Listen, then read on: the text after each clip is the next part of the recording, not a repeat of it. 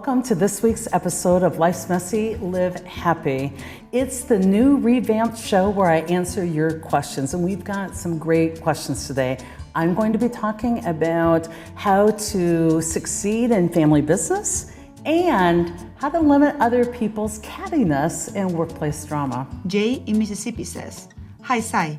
I own an accounting firm and we are a family business. My sister, mom, and grandma all work for me. This sometimes makes it difficult to keep structure in my business. The lines between work and personal life are crossed.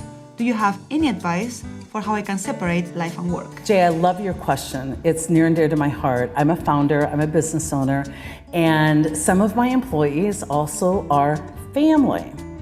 I think I can help. And before I do that, I want to deconstruct some of your question. And I apologize if I make any assumptions. I'd love to have you on the phone, but I think I'll broaden the scope to help lots of people who are working with family. So if I just take your question literally, you asked me how to separate out life and work and how to add structure. So let's talk about structure. What I would say about how to add structure is do what we're all telling you as a leader to do. Set priorities, figure out responsibilities, have people identify what they're to accomplish in a day, set huge goals, make them visible, write out your priorities, and anytime energy is going in a different place, bring people back to the priorities and ask how they fit in and move them to the appropriate place on that hierarchy. Do your coaching, call people up for greatness, give them those moments of feedback and ask them to self-reflect. Nothing that I teach changes because family is involved, but I meet many founders who have a different standard for family. They think employing family relieves them of the need to lead. And you are not absolved from the need to lead. If people are your employees, regardless of if they're family, you've got to lead. And so that structure you're looking for, it's yours to provide. You're the owner, you're the leader. Set expectations, measure people against those expectations, have honest conversations rather than big confrontations when you need to, and be honest. Stop using hope as your strategy. Be honest and let people know when they're moving closer to what you would like them to be doing as a boss or when they're moving farther away. So that's the easy part of this question. Now, I want to dig a little deeper because another part of this question I hear you asking is a setup from the beginning. It seems like you're asking, how do we have work or life? Like, how can we focus on one or the other?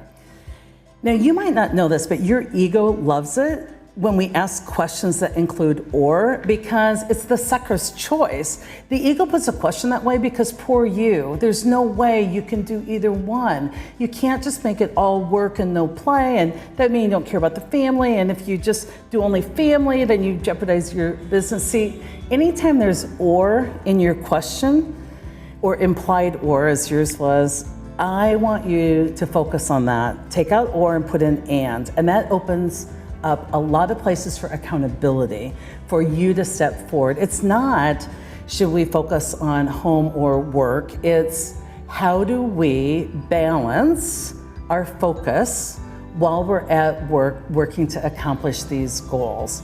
And I believe that there isn't such thing as work-life balance if you think about it as a noun. Work-life balance isn't a noun, it's a verb. It's active. It's what accountable, low-drama people do, where we're constantly making decisions about where's our best energy spent right now, work towards this goal or getting this need for our client met, or talking about family or ministering to family. Put the and in there and then step up and help people sort through that by getting clear about your preferences. Now, here's where the advice comes in, because another part of your question I'm reading into to help a lot, may not be there, is it's almost like when people ask me this question, it's almost like them saying, how do I work with family and just limit the drama at work? Because family dramas get in the way of work. It's almost like, can we stop the drama for 8 hours to get stuff done? And I'm telling you that that's just gonna be pent up drama. That's not gonna work. It's almost like you're asking for permission to have drama in your lives, but just not at work. We have an amazing workplace. Some of my employees are family, but there's never permission to have drama at work or at home. Drama-free, it's a lifestyle. We help people move beyond their egos, and we want them to be that evolved at work and at home. So I don't want you to think that you can just compartmentalize drama. Drama, in any way, shape, or form, needs to be diffused through using some of the techniques that we teach you. Some people are looking for like how-tos. Let me give you some how-tos. The first one I would just say is called You Go First. Make sure you're role modeling the change you wish to see in the world. So if there's a conversation going on about family, don't stay and participate, right? If you want to focus away from any drama, you go first. Go make that happen for yourself. And the second one is make sure you're setting what I call micro boundaries. Many people set boundaries for what they wish other people would do.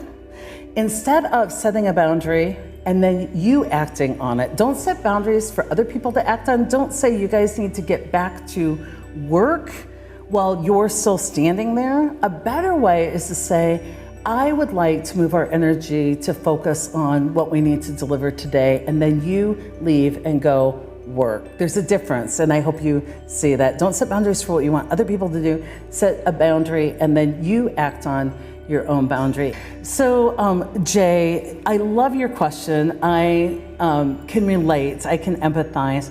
What I know is that if my employees, regardless of if they're family or not, are not focusing on where I need them to focus, I need to step up and lead and coach. And so this is your call to greatness. If you want structure, put structure forward. If you want their behavior different, coach them. And if you want their behavior different, you go first. This has a lot to do with you, and so I'm so glad you asked. Take a look at your question and see where you might have opportunity to up your own accountability here. An anonymous fan from Maumee, Ohio asks, how can you get people to stop being so catty or creating drama when it doesn't need to exist? Great question. Very similar to the question I get at almost every training session I give. How can I stop other people from being catty and into drama? In fact, I start every training session out by asking people, what are the sources of drama in your organization?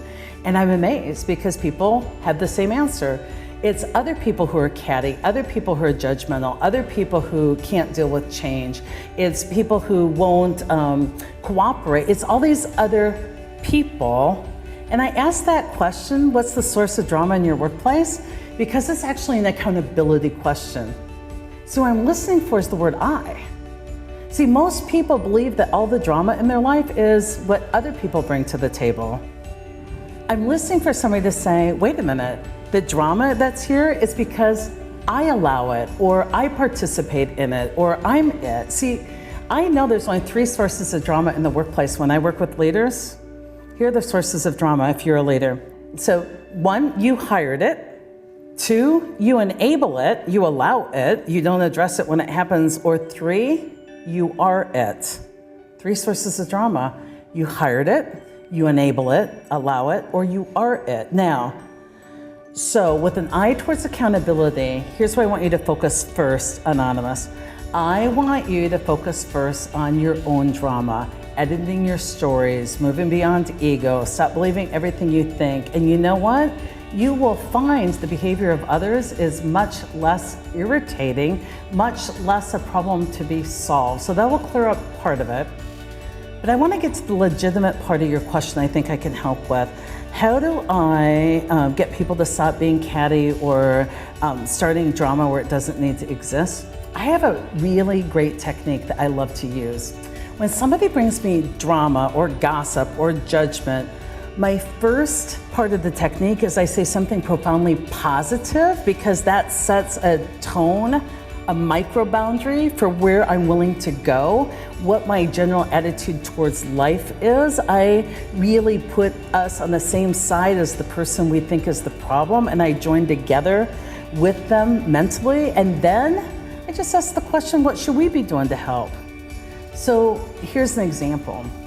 I have a sibling who is a fantastic sibling. She spends a lot of time worrying about my other brothers and sisters. And many times that's just good concern, but every once in a while she falls off the bus and phones me with an agenda. So she calls up and she says, "Oh my gosh, have you heard about our brother?" And I say, "Our brother? Oh my gosh, I love that guy. Why, what's up?" See, I put profound positivity out there. I love this guy. What's up? And she says, "Well, he's buying a house he can't afford, and his wife is talking him into spending money they don't have, and they're going to be destitute in retirement. Just bring in the drama." And my next response was, "Oh my gosh, my brother will be destitute in retirement. What should we be doing to help? I have extra money. I'll send him some. I have a huge house. All my kids will be gone. I have extra bedrooms. He can live with me in retirement." I just start problem solving. And what she does is face a choice. She can start helping or change the subject. And in this case, she changed the subject. She said, "I'm not getting involved in that hot mess." And I was able to say, "Then what are we doing for the 4th of July? My brother, I love that guy. What should we be doing to help?" It's a technique I think will limit the drama in your life, because even if those people take drama elsewhere, it's not in your vicinity. And here's the real catch of this. I can't help you limit your drama unless I have a position like your leader or your coach or your friends that you're open to it for me to help you self-reflect. But I can ensure that I don't participate in drama, and without a participant, drama has nowhere to land. So try that simple technique and let me know how it goes. If you want to see your question, you can submit it on the link below. You just click on that. There's a form you can fill out, and no cleaning up your question. Don't make it pretty, make it real. This show is released every week on Wednesday, but you can find me every single day of the week on Facebook, Instagram, LinkedIn, YouTube, you name it. I'm there. Check out @Wakeman.